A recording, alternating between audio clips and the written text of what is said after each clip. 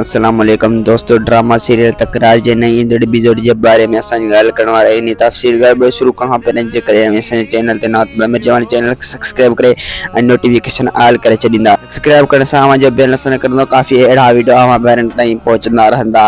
हर नई अपडेट अवां ॿारनि ताईं सब का पहिरियां पहुचंदी रहंदी। तो तव्हांजो टाइम वेस्ट कोन था करायूं, हलूं था 5 मिनट टॉपिक।